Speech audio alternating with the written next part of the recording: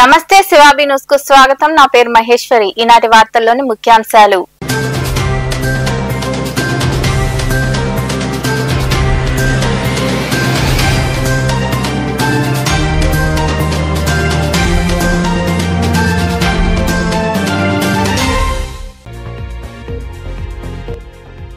సింహాచలంలో గోడ కూలిన ఘటనలో 8కి చేరిన మృతుల సంఖ్య. సహాయక చర్యలు చేపడుతున్న అధికారులు.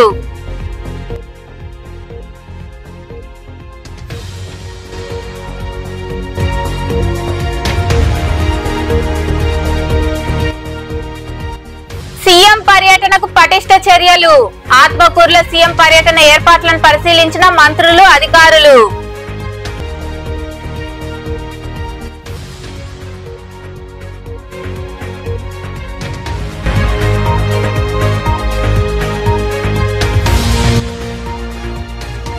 జాతరలో ప్రజలకు ఎలాంటి ఇబ్బందులు తలెత్తకుండా పటిష్ట చర్యలు చేపట్టాలి. నాయుడుపేటలో జరగనున్న పోలేరమ్మ జాతర ఏర్పాట్లపై అధికారులతో సమీక్షించిన ఎమ్మెల్యే నెలవల విజయశ్రీ.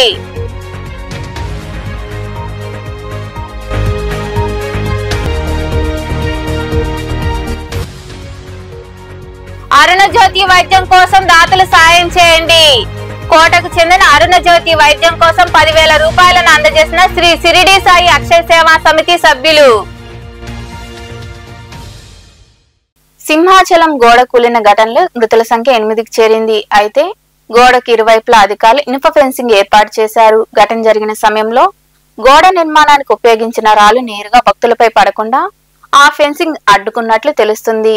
ఫెన్సింగ్ లేకపోయినట్లయితే పెను ప్రమాదం జరిగి మృతుల సంఖ్య భారీగా పెరిగేదని తెలుస్తుంది. లేదు, ఇక్కడే మన ఎక్కడైతే సహాయ చర్యలు జరుగుతున్నాయో అక్కడే ఉన్నాం.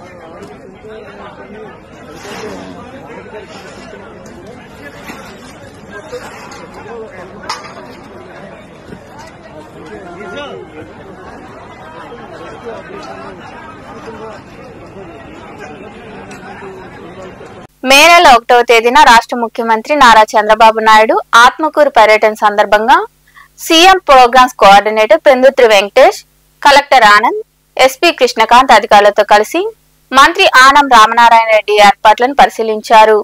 ఆత్మకూరు బీసీ బాలికల గురుకుల పాఠశాల వద్ద హెలిప్యాడ్, నారంపేట ఎంఎస్ఎంఈ పార్క్ ఆవిష్కరణ కార్యక్రమం, నెల్లూరు పాలెం వద్ద గిరిజన కాలనీలో పింఛన్ల పంపిణీ ఏర్పాట్లను పరిశీలించి మాట్లాడారు.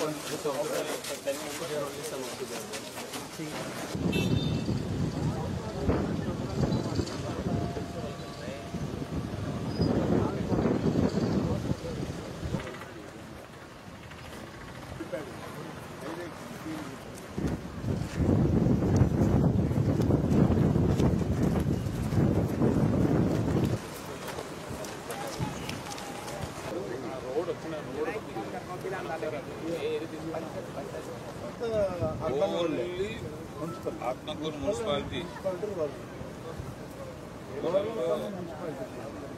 ఏదైనా కానీ ఆత్మకూరు విలేజ్ మున్సిపాలిటీ వరకు అని చెప్తాను. 2000 సిట్టింగ్ అంటే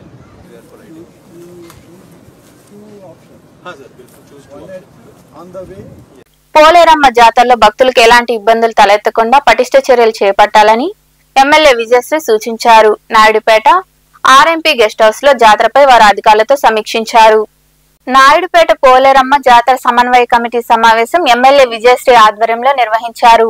ఆర్డీఓ కిరణ్మయి, డీఎస్పీ చెంచుబాబు, అన్ని శాఖల డివిజన్ స్థాయి అధికారులతో పాటు గ్రామ పెద్దలతో జాతర సాంప్రదాయాలను ఎమ్మెల్యే చర్చించారు. పోలేరమ్మ జాతర నిర్వహణకు కావలసిన సౌకర్యాలు కల్పించాలని ఎమ్మెల్యే ఆదేశించారు. గ్రామ పెద్దలు అన్ని వర్గాల సాంప్రదాయాల ప్రకారం జాతర మహోత్సవం జరుపుకునేందుకు కృషి చేయాలని సూలూరుపేట నియోజకవర్గం టీడీపీ ఇన్ఛార్జ్ నలవల సుబ్రహ్మణ్యం సూచించారు.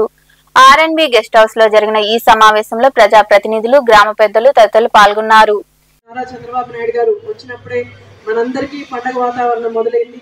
అప్పటి నుంచి కూడా మన సూలూరుపేట నియోజకవర్గంలో కూడా ఎప్పటి నుంచో జరగని ఫెస్టివల్స్ అన్నీ కూడా చాలా విజయవంతంగా జరిగాయి. ప్రతి ఒక్కరు కూడా మంచిగా కోఆర్డినేట్ చేసుకుంటూ ఫెస్టివల్ని విజయవంతం చేశారు. వీటికి ముఖ్యంగా మన కలెక్టర్ గారు వెంకటేశ్వర్ గారికి, అలాగే ఆర్డీఓ గారికి, అలాగే పోలీస్ సిబ్బందికి కూడా ప్రత్యేక ధన్యవాదాలు తెలియజేస్తున్నాను. ఇక ఇప్పుడు జరగబోయే పోలేరమ్మ జాతరకు కూడా ప్రతి ఒక్కరూ కోఆర్డినేట్ చేసుకోవాలి. అలాగే చైర్మన్ గారు కానీ మెంబర్స్ అందరు కూడా ఇప్పుడు సుధీర్ గారు చెప్పినట్టు ఎండల్లో వస్తారు కాబట్టి వాటర్ ఫెసిలిటీ కానీ బటర్ మిల్క్ లాంటివి అన్నీ కూడా అరేంజ్ చేయండి. అలాగే చిన్నపిల్లల్ని తీసుకొచ్చినా లేకపోతే ముసలి వాళ్ళ కొని అక్కడ ఎలాంటి ఇబ్బందులు లేకుండా ఉంటాయి. ప్రతి ఒక్కరూ మంచిగా కోఆర్డినేట్ చేసుకొని ఇప్పటి వరకు జరిగిన ఫెస్టివల్స్ అన్నీ కూడా మంచిగా విజయవంతం చేశారు. ఈ ఫెస్టివల్ని కూడా ఎలాంటి గొడవలు లేకుండా డిఎస్పీ గారు చెప్పినట్టు ముందుగానే వాళ్ళకి ఎవరు లాగుతారు అన్నది లిస్ట్ ఇస్తే, వాళ్ళకి డ్రెస్ కోడ్ ఇస్తే వాళ్ళు గుర్తుపట్టడానికి కూడా ఈజీగా ఉంటుంది. వీటిలో పార్టీలను ముందుకు తీసుకురాకుండా పార్టీలకు అతీతంగా మనం ప్రజలందరి కోసం ఈ ఫెస్టివల్ని జరగబోతున్నాం కాబట్టి ఎలాంటి గొడవలు లేకుండా ఈ ఫెస్టివల్ని ముందుకు తీసుకెళ్ళండి. అలాగే డిఎస్పీ గారు చెప్పినట్టు వాళ్ళకి ఎవరైనా మ్యాన్ హ్యాండ్లింగ్ చేయడం వాళ్ళకి సరదా కాదు, కానీ వాళ్ళు తాగేసి వచ్చి అంటే మనం దైవకార్యంగానే చేయాలి. తాగేసి వచ్చి గొడవలు చేయడం అన్నది కరెక్ట్ కాదు. అలాంటి వాళ్ళు ఎవరైనా డిస్టర్బ్ చేస్తే ఖచ్చితంగా పోలీస్ సిబ్బంది కూడా యాక్షన్ తీసుకుంటుంది. దానికి అందరూ కూడా సహకరించండి. అలాగే ఇంకా ఈ 3 రోజులు మనకు 5th, 6th, 7th ఎక్కువగా ఉంటుంది. 6th, 7th ఎక్కువ ఉంటుంది.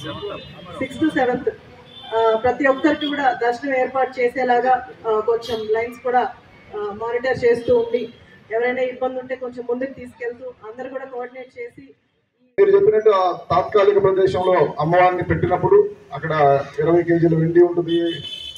దాన్ని చుట్టూ తిప్పి లాస్ట్ పూజ అయిపోయిన తర్వాత అక్కడ ఇవ్వాల్సిన ప్రొటెక్షన్ అంతా ఇస్తాం.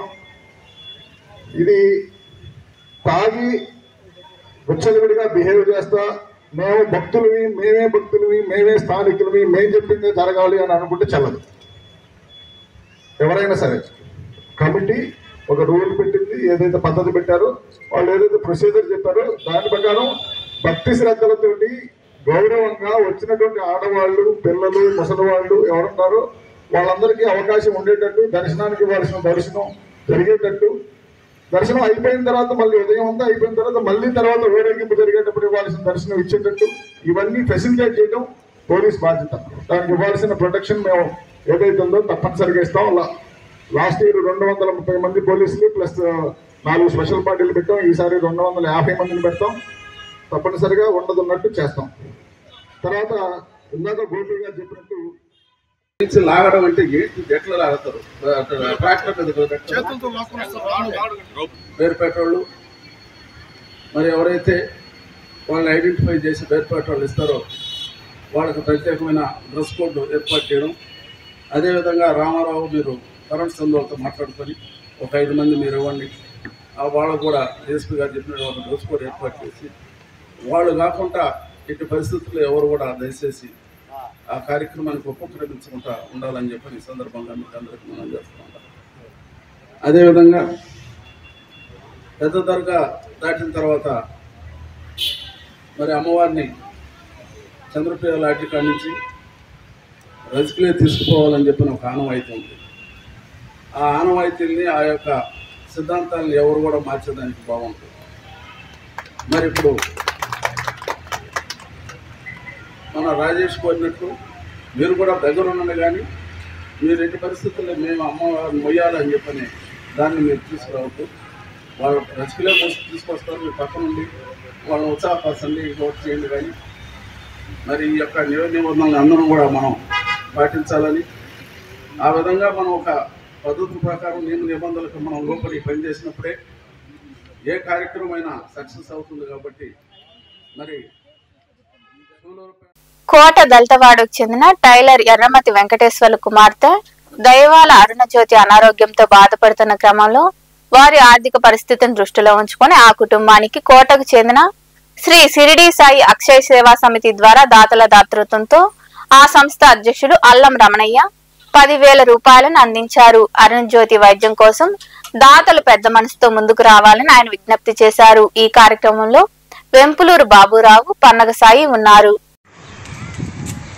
కోట మండలం కోట గ్రామ అర్జునవాడ కాపురస్తుడు ఎర్రమతి వెంకటేశ్వరుడు మూడవ కుమార్తె దైవాల అరుణజ్యోతి ఆరోగ్యం సరిలేనందున అమ్మాయిని చెన్నైలో పెట్టుకున్నందున ఆర్థికంగా పేదవాడైన వృద్ధాప్యంలో శక్తిహీనుడైన ఎర్రమతి వెంకటేశ్వరుల పరిస్థితిని గమనించిన షిరిడి సాయి అక్షయ సేవా సమితి వారు అల్లం రమణయ్య గారు, బాబురావు గారు, పన్నగ సాయి గారు గమనించి చెన్నైకి చెందిన దళితవాడికి చెందిన ఎర్రమతి వెంకటేశ్వర్ల కుమార్తె అరుణజ్యోతి వరకు రమణన్న కాడికి వెళ్ళిన వెంటనే మేము చేస్తామమ్మా అని మాకు చేయూతనిచ్చి తిరిగి మా ఇంటికి వచ్చి మాకు ఇంత సహాయం చేసినందుకు అక్షయ సేవా సంస్థ వాళ్ళకి నమస్కారం చేసుకుంటాం.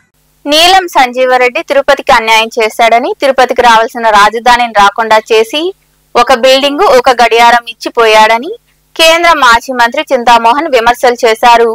తిరుపతి ఎస్వి యూనివర్సిటీలో చింతామోహన్ ఆధ్వర్యంలో కాంగ్రెస్ శ్రేణులు ధర్నా చేపట్టారు. ఈ సందర్భంగా ఆయన మీడియాతో మాట్లాడారు. ఈ కార్యక్రమంలో కాంగ్రెస్ నాయకులు యార్లపల్లి గోపిగౌడ్, రవి, రావణ్, సుమీనుల్లా, తేజవతి, మునిశోభ, వేణుగోపాల్ కుమార్ తదితరులు పాల్గొన్నారు. 70 సంవత్సరాల నాడు తిరుపతి రాజధాని నగరంగా ఎన్జి రంగా గారు, తరిమెల నాగిరెడ్డి గారు జవహర్లాల్ నెహ్రూకి చెప్పడం జరిగింది. డిమాండ్ చేయడం కూడా జరిగింది. అందరం అనుకున్నాం తిరుపతి రాజధాని నగరం అవుతుంది అని. అటువంటి రాజధాని నగరాన్ని తిరుపతికి కాకుండా సంజీవ్ రెడ్డి కర్నూలుకు తీసుకెళ్లాడు, కర్నూలు నుంచి హైదరాబాద్కు తీసుకెళ్లాడు. ఇప్పుడు ఏం జరుగుతుందో మీకు తెలుసు. మరి దానికి ఆయన పేరు పెట్టుకున్నాడు నీలం సంజీవ్ రెడ్డి భవన్ అని. నీలం సంజీవ్ రెడ్డి భవన్ కాదు, ఇది తిరుపతికి అన్యాయ భవన్. తిరుపతి రాజధాని నగరానికి అన్యాయ భవన్ మార్చేస్తే బాగుంటాయి. మరి ముఖ్యంగా ఈ 70 సంవత్సరాల్లో వెంకటేశ్వర యూనివర్సిటీ నాకు తెలిసి ఒక్క ఐఏఎస్ ఆఫీసర్ కూడా ఇప్పటిదాకా అయినట్లేదు. ఆ సత్యనాథెళ్ల ఫాదర్ ఒక్క ఆయన అయ్యాడు, యుగంధర్ అని, 70 సంవత్సరాల నాడు.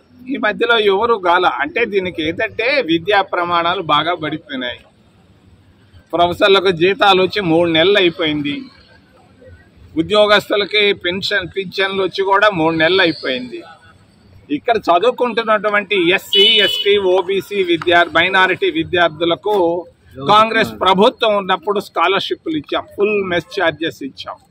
ఈరోజు ట్యూషన్ ఫీజులు ఇచ్చాం.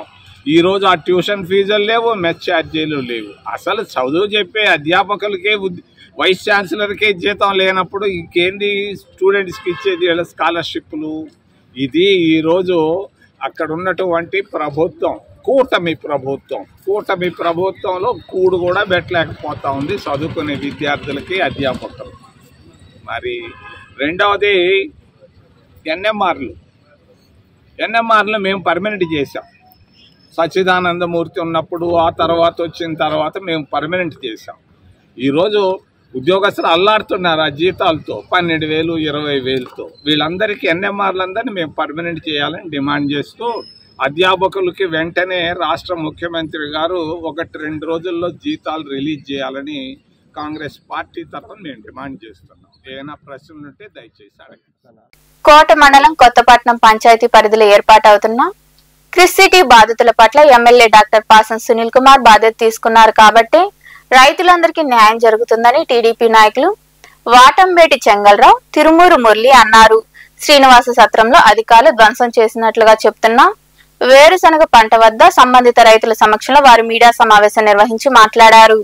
ఈ కార్యక్రమంలో టీడీపీ నాయకులు ఇన్నమాల అనోక్, చల్లా సురేష్, శివకుమార్, చెన్నపట్నం సీనయ్య, మురళి, వెంకటయ్య, రహంతుల్లా తదితరులు పాల్గొన్నారు.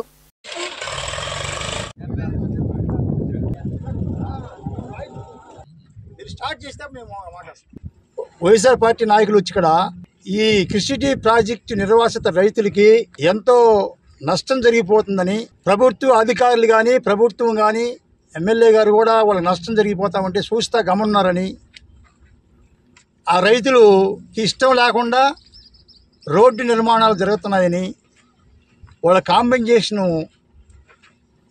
ఇవ్వకుండానే చేస్తానని చెప్పి వాళ్ళు మాట్లాడడం జరిగింది.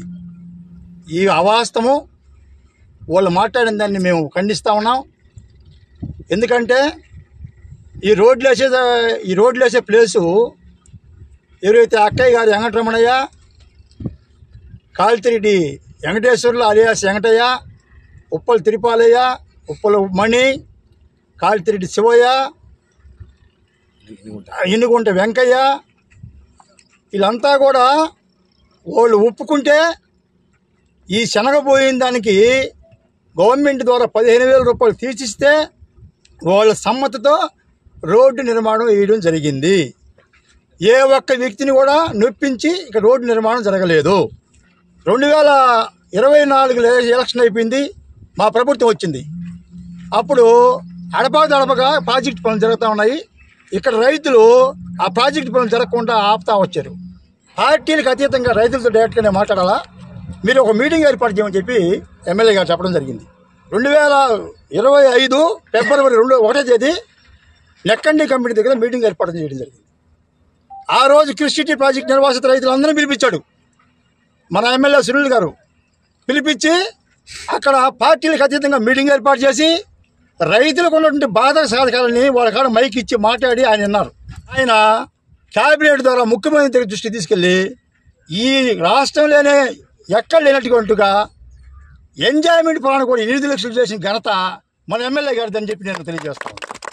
వీళ్ళు చెప్పినట్టుగా అధికారులు All India council of human Rights ప్రజల సమస్యలపై నిరంతరం పోరాటం చేస్తుందని ఆ సంస్థ South India president Solomon Raj తెలియజేశారు. ఈ సందర్భంగా వారు చెలకూరు మండల రెవెన్యూ కార్యాలయంలో తహసీల్దార్ శ్రీనివాసును కలిసి హ్యూమన్ రైట్స్ లో కొత్తగా ఎంపికైన సభ్యులను పరిచయం చేసి మండలంలో నెలకొని ఉన్న ప్రజల సమస్యలను తెలియజేశారు. ఈ కార్యక్రమంలో All India Human Rights South India women president Vemala Sumathi, state vice president V Srinivasulu, Tirupati జిల్లా wing women president V Abhignya, మండల president CH Narayana, vice president K Venkateswarlu, working president M Dinesh తదితరులు పాల్గొన్నారు.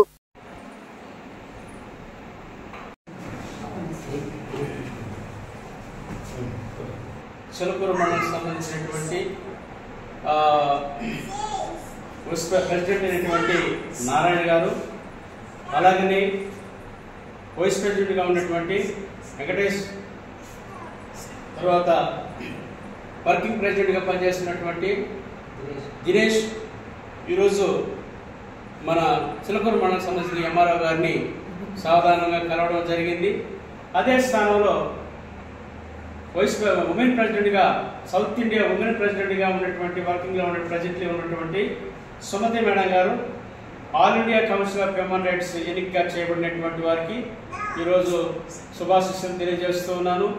అదే స్థానంలో ఉన్నటువంటి ఆంధ్రప్రదేశ్ వైస్ ప్రెసిడెంట్గా పనిచేస్తున్నటువంటి శ్రీనివాసరావు గారు ఈరోజు వారు నూతనంగా ఎంపిక చేయబడినటువంటి విధానాన్ని బట్టి సార్ కలవడం జరిగింది. తిరుపతి డిస్ట్రిక్ట్ సంబంధించినటువంటి ఉమెన్ వింగ్ అభిజ్ఞ నూతనంగా వాళ్ళు ఈరోజు జాయిన్ అవ్వడం జరిగింది. వారికి కూడా నాకు శుభాశీస్సులు తెలియజేస్తూ ఉన్నాను. ఈరోజు all India council of human rights నుండి south Indian president women president అయినటువంటి ఏలు సుమతినని, all India council of human rights gents president అయినటువంటి సాల్మాన్ రాజు గారు, తిరుపతి డిస్టిక్ ప్రెసిడెంట్ ఉమెన్ అయినటువంటి అభిజ్ఞ గారు, చెలకూరు ప్రెసిడెంట్ అయిన చెలకూరు మండలం తిరుపతి డిస్టిక్ మండలం ప్రెసిడెంట్ అయినటువంటి నారాయణ గారు, దినేష్ గారు, వెంకటేశ్వర్లు గారు వీళ్ళందరూ ఈరోజు తహసీల్దార్ని కానీ కలవడం జరిగింది. ఈరోజు చెలకూరు మీద సమస్యలన్నిటికీ మేము హ్యూమన్ రైట్స్ తరఫున సార్ని కలిసి వీళ్ళందరికి కూడా మద్దతు తెలిపినాము. సార్ కూడా మీరు ఏ సమస్యలు ఉన్నా మా దగ్గరకు వస్తే మేము. మనుబోలు మండలం కోదండ రామాపురం గమలపాలెంలో వెలిసి ఉన్న శ్రీ అభయాంజనేయ స్వామి ఆలయంలో మంగళవారం ప్రత్యేక పూజలు భజన కార్యక్రమం చేపట్టారు. అనంతరం భక్తులకు తీర్థ ప్రసాదాలు అందజేశారు. ఉభయకర్తలుగా గౌడ సంఘం కమిటీ సభ్యులు వ్యవహరించారు.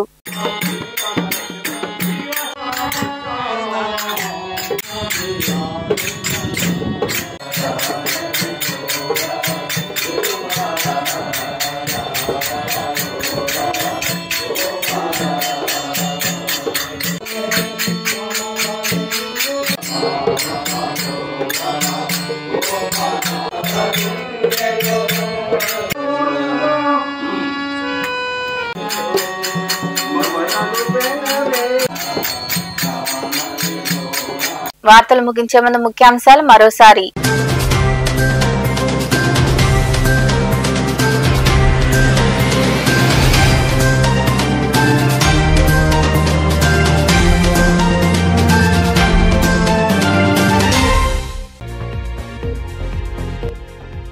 సింహాచలంలో గోడ కూలిన ఘటనలో 8కి చేరిన మృతుల సంఖ్య.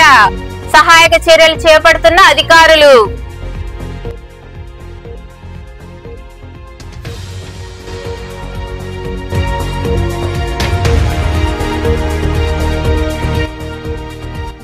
సీఎం పర్యటనకు పటిష్ట చర్యలు. ఆత్మకూరులో సీఎం పర్యటన ఏర్పాట్లను పరిశీలించిన మంత్రులు, అధికారులు.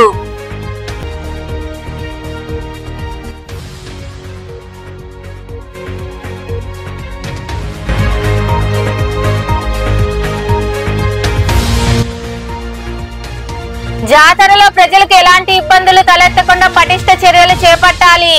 నాయుడుపేటలో జరగనున్న పోలేరమ్మ జాతర ఏర్పాట్లపై అధికారులతో సమీక్షించిన ఎమ్మెల్యే నెలవల విజయశ్రీ.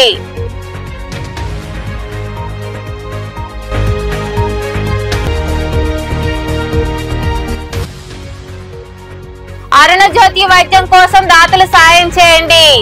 కోటకు చెందిన అరుణజ్యోతి వైద్యం కోసం 10,000 రూపాయలను అందజేసిన శ్రీ సిరిడి సాయి అక్షయ సేవా సమితి సభ్యులు. ఈ వార్తలు ఇంతటితో సమాప్తం. తిరిగి ప్రసారమయ్యే శివాబి న్యూస్ లో మళ్ళీ కలుద్దాం. అంతవరకు సెలవు. నమస్తే.